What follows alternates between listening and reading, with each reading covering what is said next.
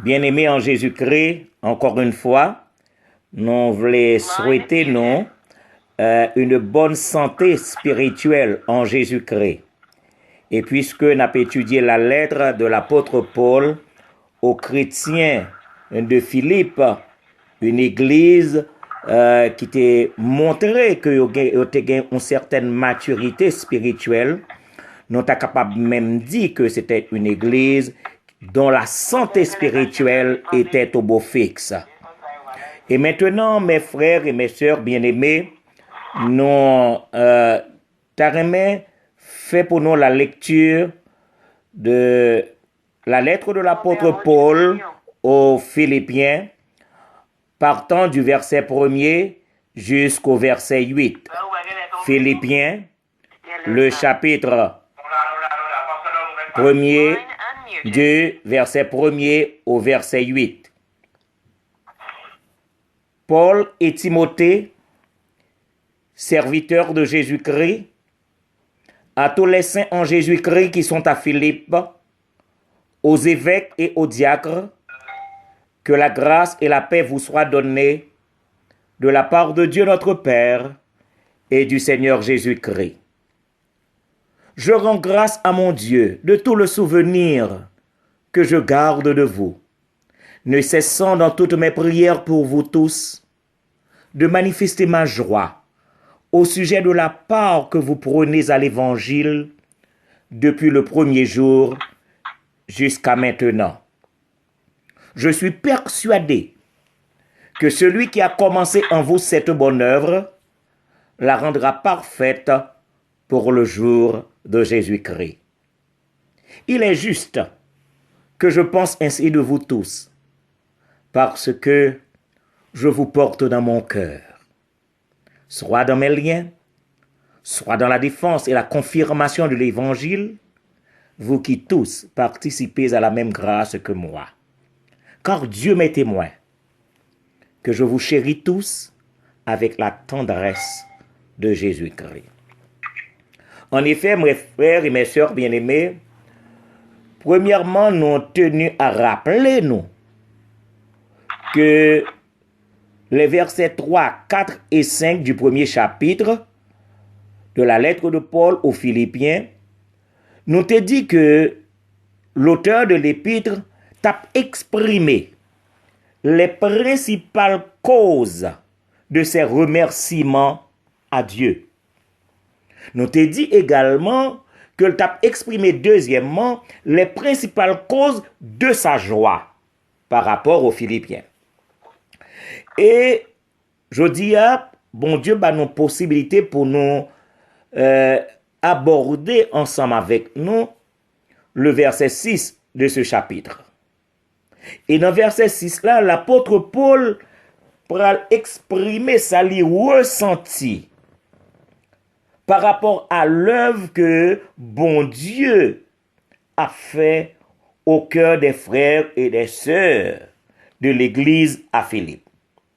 Et l'apôtre Paul pral écrit, pral formuler sa ressenti de la sorte, lui écrit: je suis persuadé que celui qui a commencé en vous cette bonne œuvre la rendra parfaite pour le jour de Jésus-Christ. Nous avons aimé que nous notions le sentiment fort qui a traversé l'apôtre Paul. L'apôtre exprimé ça avec persuasion, et il parle de sa persuasion. Ça veut dire que l'apôtre Paul, il est convaincu. Non seulement il est convaincu, mais il est assuré de ça que la parlé. Et ce fait nous dit que c'est la persuasion. Donc il est convaincu. Il est assuré de ce qu'il parle. Mais gagner trois questions que nous sommes capables de poser pour introduire l'étude d'aujourd'hui. C'est premièrement, demandez-nous de quoi l'apôtre est-il persuadé?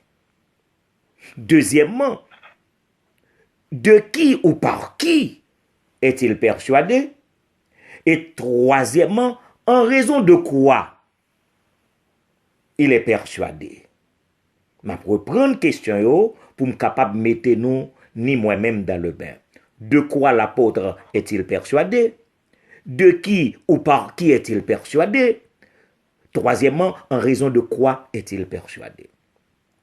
On nous essayer de répondre à la première question.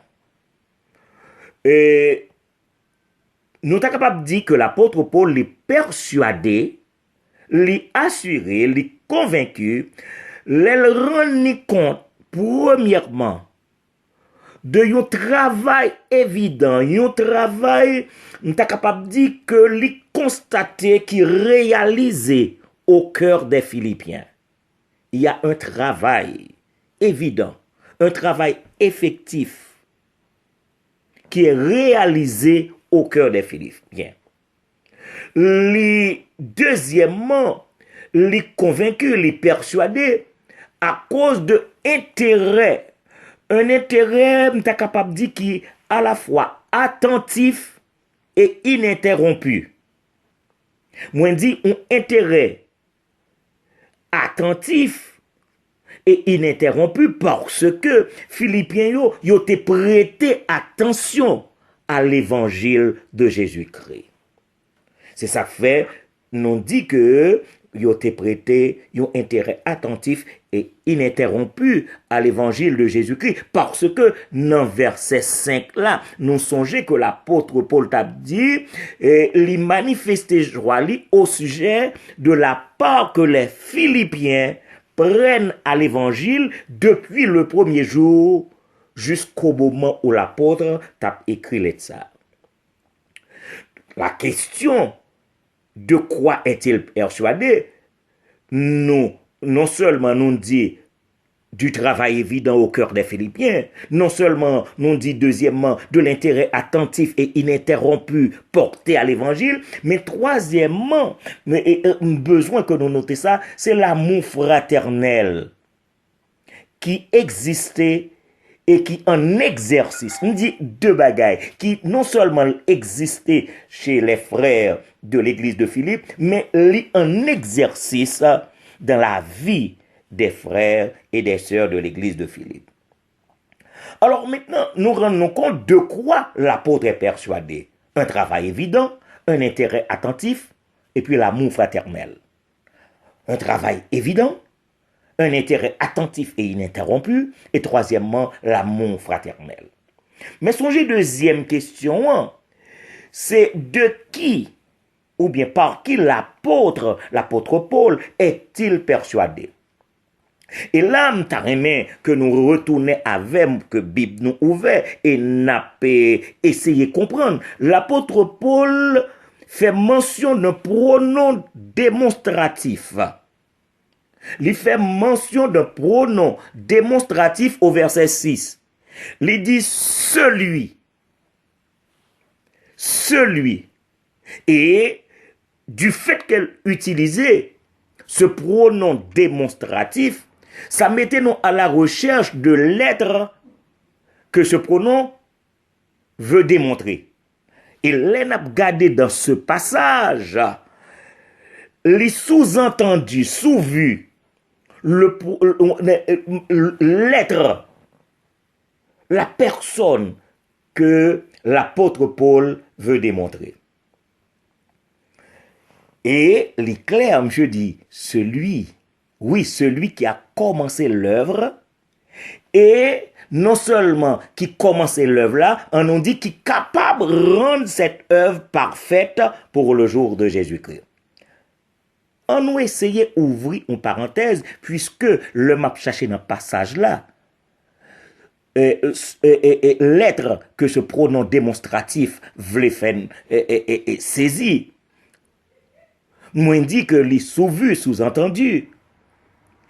En effet, on nous reconnaître que la repentance, la croissance et la persévérance du chrétien, m'a répété encore, la repentance, la croissance et la persévérance du chrétien, tous ces trois éléments qui est très important dans la vie d'un serviteur de Dieu, dans la vie d'un chrétien, yo initié, nourri et assuré. On dit, initié, yo nourri, yo assuré, et encore une question, par quoi et par qui? Par qui est-ce l'initié? Par qui est-ce nourri? Par qui est-ce assuré? Et là, on va le faire comprendre que les assuré par la puissance merveilleuse du Saint-Esprit de Dieu. Donc, on nous reconnaît à partir de ce moment, c'est le Saint-Esprit de Dieu lui-même qui pourra le conduire à la perfection son œuvre, l'œuvre commencée dans la vie des chrétiens à Philippe. Bon, me redis pour nous saisir. Parce que l'apôtre Paul n'a pas nommé celui que l'y utilisé au verset 6, nommément l'y pas fait Noël, mais moun qui connaît la parole de Dieu, moun qui connaît l'évangile, reconnaît que la repentance, la croissance et la persévérance du chrétien sont initiés, nourris et assurés par la puissance merveilleuse du Saint-Esprit. Alors c'est le Saint-Esprit lui-même qui va conduire à la perfection son œuvre commencée dans la vie des chrétiens à Philippe. Maintenant, on va aborder la troisième question, à savoir, en raison de quoi l'apôtre est-il persuadé? Et là, automatiquement, nous allons répondre que l'apôtre Paul est persuadé, il est convaincu, il est assuré de ce qu'il dit en raison du caractère de Dieu, premièrement. Je dis bien en raison du caractère de Dieu. Parce que Paul, monsieur a la pleine conviction que ça, bon Dieu promette, l'a accomplir soit dans le temps ou dans l'éternité. Bon, on dit ça. En raison du caractère de Dieu, l'apôtre Paul lui-même il était convaincu que depuis bon Dieu fin dit yon bagay, depuis il fin promettre quelque chose, l'a accomplir soit dans le temps, soit dans l'éternité. Et d'ailleurs, en Nombre 23, le verset 19a, il est écrit, Dieu n'est point un homme pour mentir, ni fils d'un homme pour se repentir. Donc cela veut dire Dieu ne change pas. Il est immuable. Ça veut dire que la décision de Dieu est invariable et l'entreprise de Dieu est irréversible. Les bons dieux prennent décision, bon Dieu pas changer décision, et les bons dieux commencent son travail, pas rien qui est capable de faire bac. Donc la décision de Dieu est invariable et son entreprise est irréversible. Donc en raison du caractère de Dieu, l'apôtre Paul est persuadé. Et c'est ça qu'il fait utiliser ce terme bien au commencement du verset 6. Non seulement l'apôtre Paul est persuadé en raison du caractère de Dieu, mais deuxièmement en raison de la grâce de Dieu. Parce que c'est grâce, bon Dieu fait à nous toutes. Et l'apôtre Paul reconnaît avec Jacques lui-même, Jacques parce que Jacques Tapral dit dans Jacques 1er, le verset 17, toute grâce excellente et tout don parfait descendent d'en haut du Père des Lumières, chez lequel il n'y a ni changement ni ombre de variation. Donc cela veut dire que, en raison du caractère de Dieu, en raison de la grâce de Dieu, deuxièmement, alors l'apôtre Paul, il est persuadé, il est convaincu, il est assuré que celui qui a commencé la bonne œuvre au cœur des Philippiens la rend parfaite. Non seulement c'est le caractère de Dieu, la grâce de Dieu, mais l'apôtre Paul est persuadé, troisièmement, de la puissance de Dieu. Et c'est fort de la puissance de Dieu que l'apôtre Paul dit au deuxième chapitre, au verset 13 du deuxième chapitre de cette lettre, c'est Dieu qui produit. Gardez bien, c'est Dieu qui produit. C'est Dieu qui gagne la puissance de production. Et puisque bon Dieu gagne la puissance de production, l'apôtre Paul au deuxième chapitre, l'Ipral dit dans verset 13 là, c'est Dieu qui produit en vous, vous Philippiens. Oh, qu'il plaise à Dieu, qu'il en soit de même pour nous. C'est Dieu qui produit en vous le vouloir et le faire selon son bon plaisir.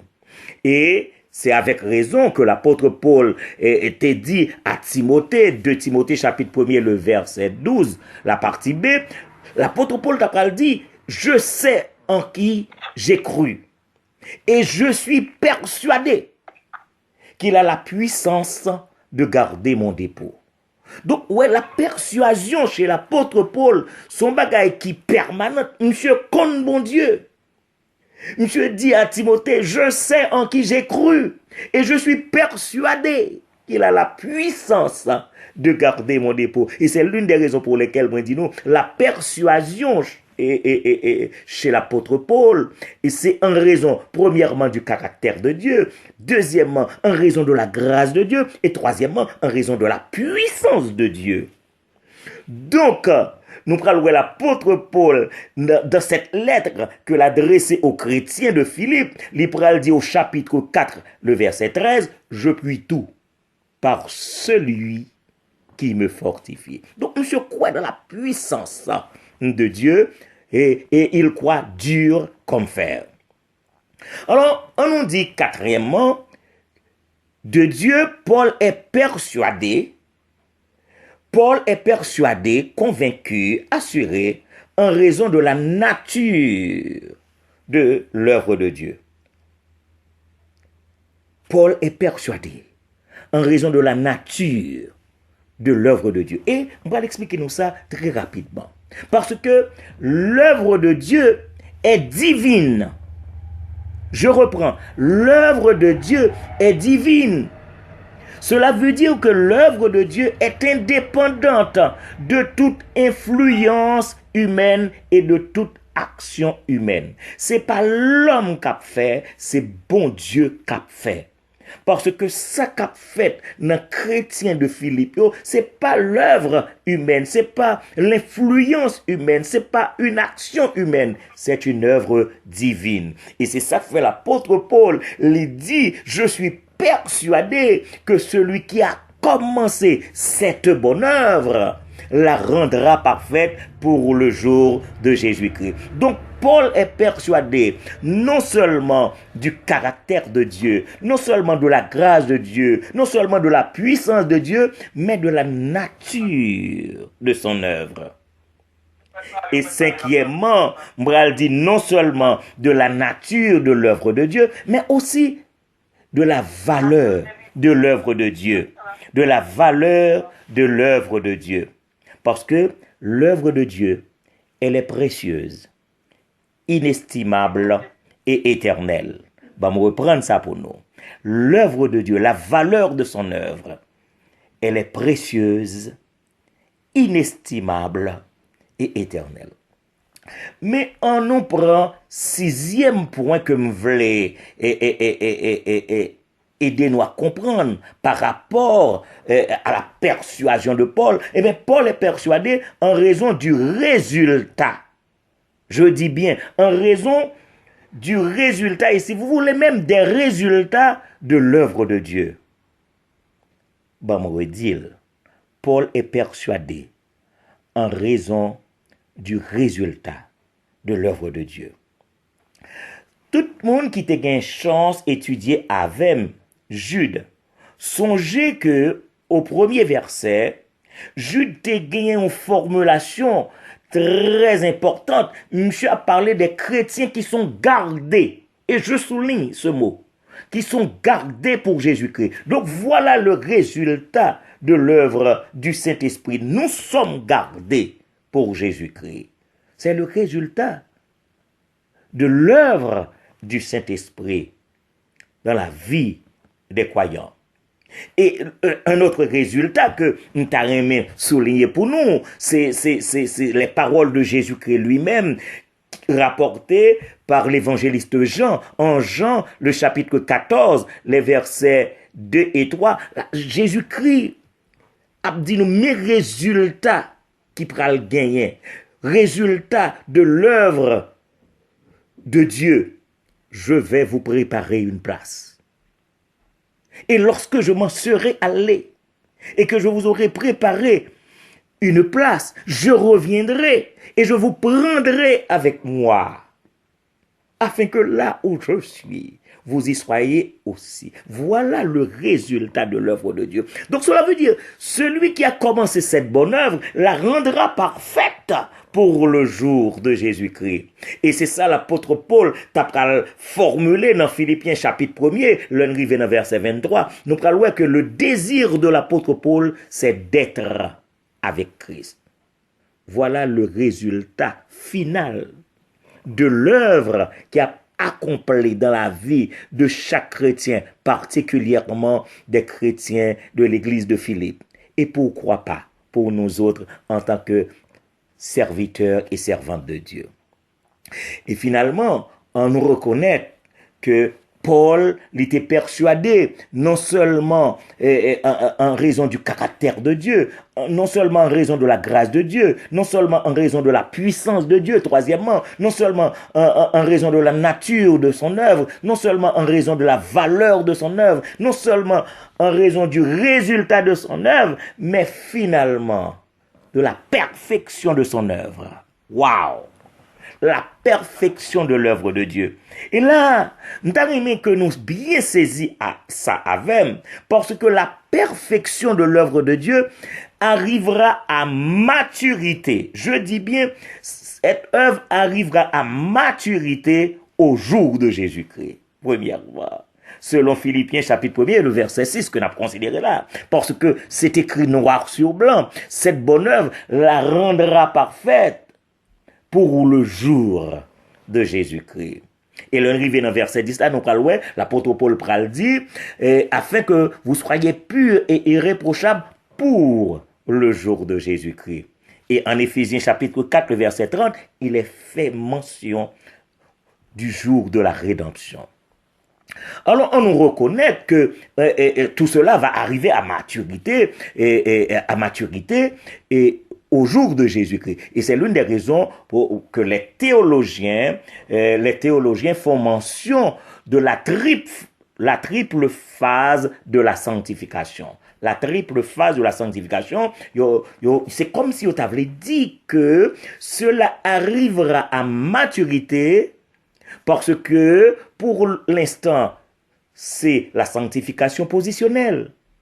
De jour en jour, c'est la sanctification progressive. Et quand cela arrivera à maturité, ce sera la sanctification finale. Et nous lit 1 Corinthiens chapitre 1er, nous t'as supposé lire sorti dans verset 4 et dans verset 9, mais nous allons lire de manière spécifique le verset 8. Le verset 8, là il est écrit, il vous affermira aussi jusqu'à la fin. Bon, dit-il. Il vous affermira aussi jusqu'à la fin pour que vous soyez irréprochables au jour de notre Seigneur Jésus-Christ. Question de perfection. Alors, on nous reconnaît que tout ça nous dit là, c'est ça nous t'a capable de les causes essentielles. C'est ça que nous t'a capable de les causes essentielles de la persuasion, les causes essentielles de l'assurance, les causes essentielles de la conviction de l'apôtre. Et c'est ça que fait, dans Philippiens 1er, le verset 6, il est écrit, je suis persuadé, c'est Paul qui a parlé, que celui, le Saint-Esprit, Dieu le Saint-Esprit, qui a commencé en vous cette bonne œuvre, en vous, frères et sœurs philippiens, eh bien, il la rendra parfaite pour le jour de Jésus-Christ.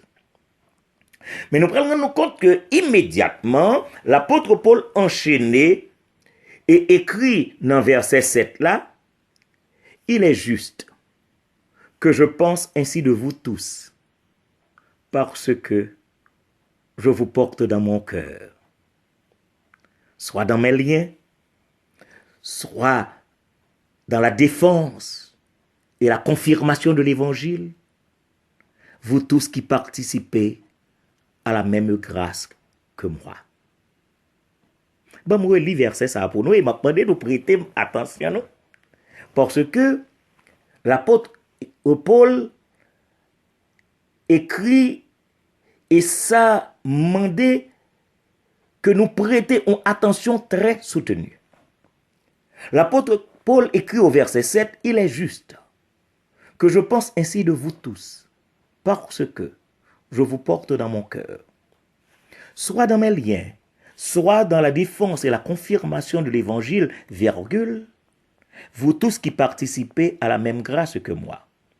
Nous nous rendre compte de la formation travaillée et raffinée de Paul, que nous sommes capables de dire, entre parenthèses, lié à une rhétorique élevée, quand surtout l'apôtre prend la parole. Regardez bien, on parlait de une formation. La formation intellectuelle de l'apôtre Paul est une formation travaillée et raffinée. Et surtout, l'on prend la parole et nous prenons le puis devant pour que ça me dise, c'est lié à une rhétorique élevée. Ça fait que ni moi ni nous qui attendons qu'on y a, que nous devons demander au Saint-Esprit de nous illuminer et aider nous à comprendre ce verset. Parce que nous prenons rendre compte que l'apôtre Paul, c'est son style. Monsieur a un style pour toujours intercaler des phrases d'idées secondaires au milieu des phrases principales. Bon, je vais expliquer ça, je vais dire encore. L'apôtre Paul, de par son style, monsieur toujours intercalé dans une phrase principale, monsieur fait glisser des idées secondaires. Pour m'aider nous bien comprendre ça, m'a dit là, parce que nous avons fait études bibliques. Et c'est le style de l'apôtre Paul. Leur étudier une lettre de l'apôtre Paul, il va falloir souligner les idées principales et également souligner les idées secondaires. Bon, prend un exemple ensemble avec nous pour m'aider à nous comprendre. Romains 12, verset 1er.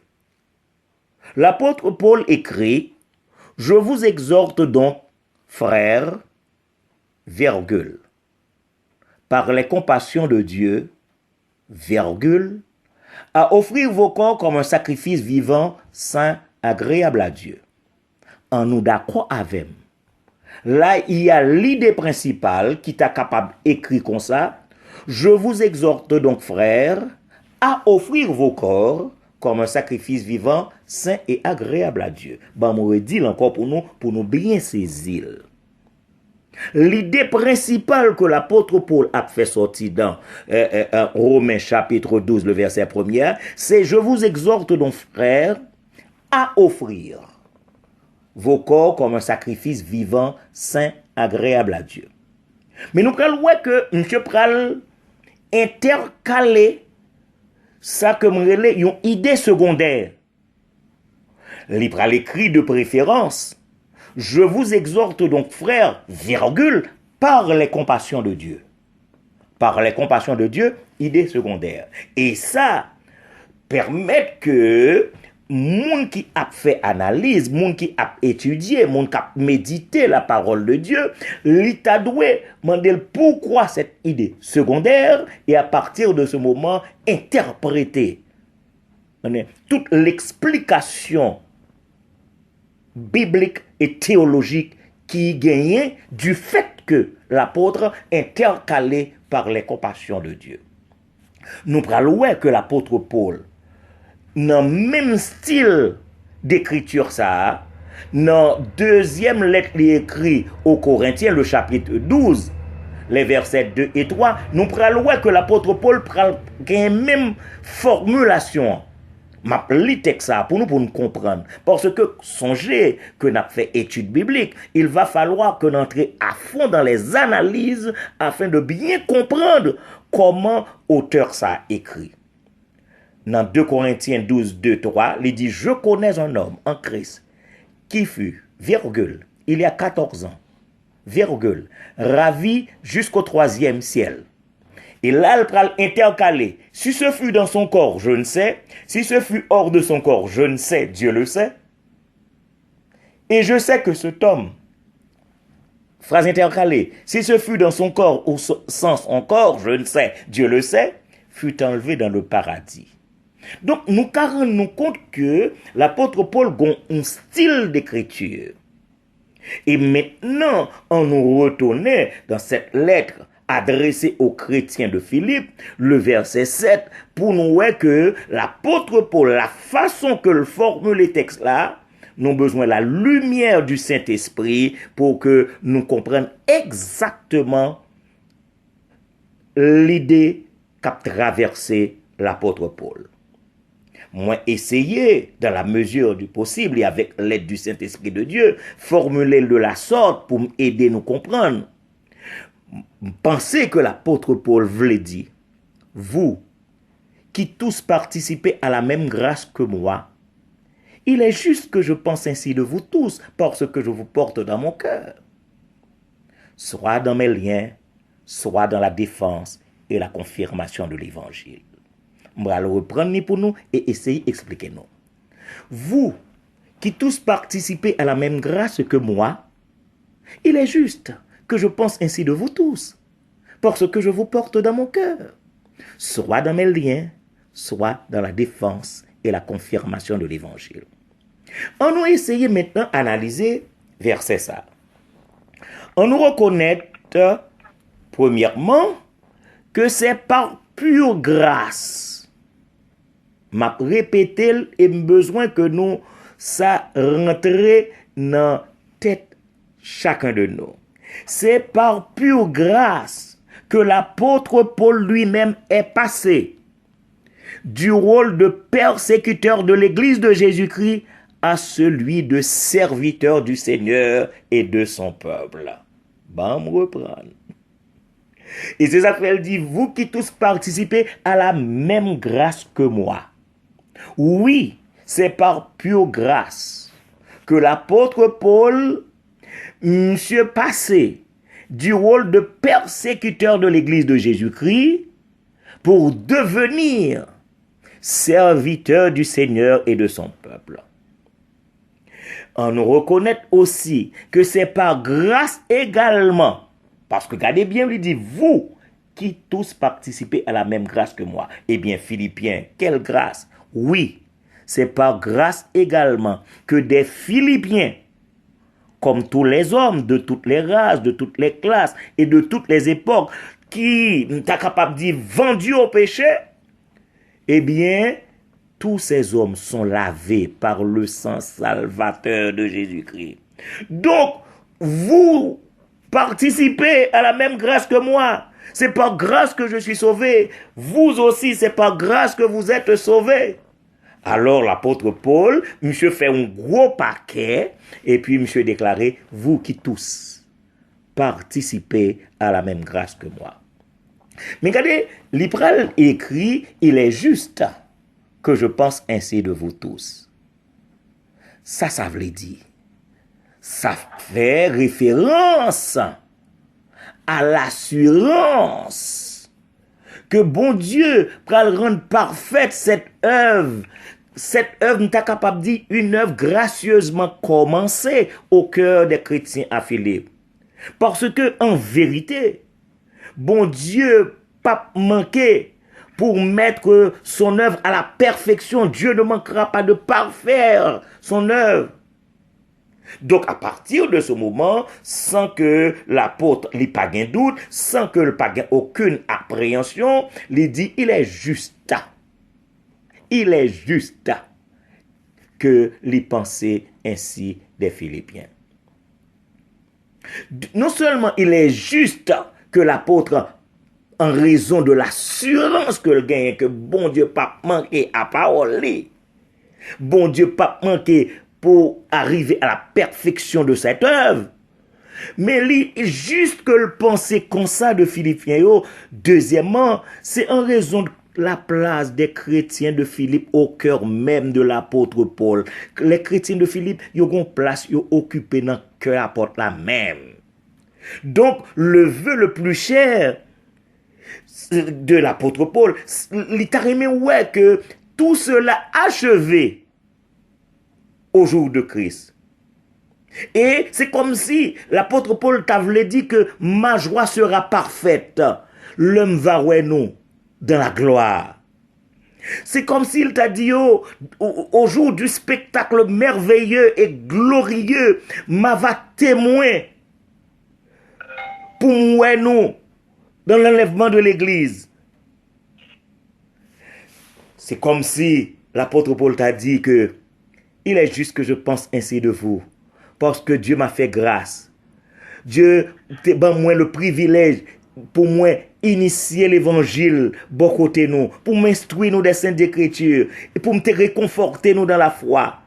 Waouh, il est juste que je pense ainsi de vous. Mais l'apôtre Paul pourra ajouter, soit dans mes liens, soit dans la confirmation de l'évangile. L'apôtre Paul a ajouté, soit dans mes liens, soit dans la confirmation de l'évangile. Paul, pour qui ça, ou ajouter, membre de phrase ça, dans verset ça. Eh bien, mes frères et mes sœurs bien-aimés, nous t'aimerais que nous toutes nous rappelions que toutes ces belles paroles transcrites par la plume de l'apôtre, toutes ces belles paroles que l'apôtre Paul servit de plume pour l'écrire sur du papier, eh bien, c'était les pensées d'un homme qui t'a gagné propre col, lié dans les chaînes. Il était en bas code. Pendant que l'a écrit tout ça, nous, il a dit ces belles paroles, ces belles pensées, eh bien, il était lié par des chaînes. Cependant, l'âme de ce serviteur était heureusement libérée. Oh, bon, il dit ça encore. En dépit que le corps de l'apôtre Paul était lié par des chaînes en prison, mais son âme était heureusement libérée pour continuer l'œuvre à laquelle le Seigneur t'a relélé. Et c'est ça que fait l'apôtre Paul pour parler de la confirmation de l'évangile. Et regardez bien, il dit, soit dans mes liens, faisant référence les chaînes qui étaient liées, et deuxièmement, dans la confirmation de l'évangile. Nous, rappelez-nous, le fameux discours rapporté en Acte 26. Et ce fameux discours en Acte 26 traduit trois bagailles. Il traduit premièrement le revirement d'un homme transformé sur le chemin de Damas. Bon, on dit ça encore. Il traduit premièrement le revirement d'un homme transformé sur le chemin de Damas. Deuxièmement, il traduit le message d'un homme mandaté par le Christ. Troisièmement, il traduit la hardiesse d'un homme persuadé de l'évangile. Oh, nous avons relire Acte 26. Et moi, relever pour nous quelques bribes de son discours. Côté l'apôtre Paul, devant le roi Agrippa, monsieur dit, je m'estime heureux d'avoir aujourd'hui à me justifier devant toi. Et il dit, Agrippa, je te prie donc de m'écouter avec patience. J'ai vécu pharisien selon la secte la plus rigide de notre religion. Et maintenant, je suis mis en jugement parce que j'espère l'accomplissement de la promesse que Dieu a faite à nos pères et à laquelle aspirent nos 12 tribus qui servent Dieu continuellement nuit et jour. C'est pour cette espérance que je suis accusé par des Juifs. Et puis, l'apôtre Paul pral dit, Agrippa, quoi? Vous semble-t-il incroyable que Dieu ressuscite les morts? Ouais, monsieur, arrivé au niveau que le compte l'évangile. Monsieur dit, pour moi, j'avais cru devoir agir vigoureusement contre le nom de Christ.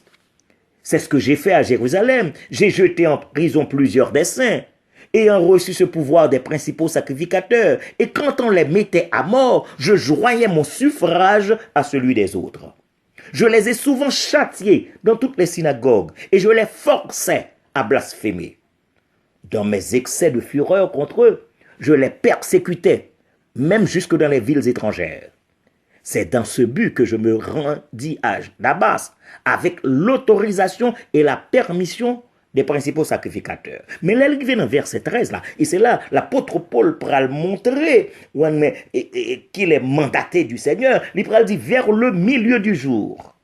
Je vis en chemin resplendir autour de moi et de mes compagnons une lumière venant du ciel et dont l'éclat surpassait celui du soleil. Nous tombâmes tous par terre et j'ai entendu une voix qui me disait en langue hébraïque, Saul, Saul, pourquoi me persécutes-tu? Il te sera dur de régimber contre les aiguillons.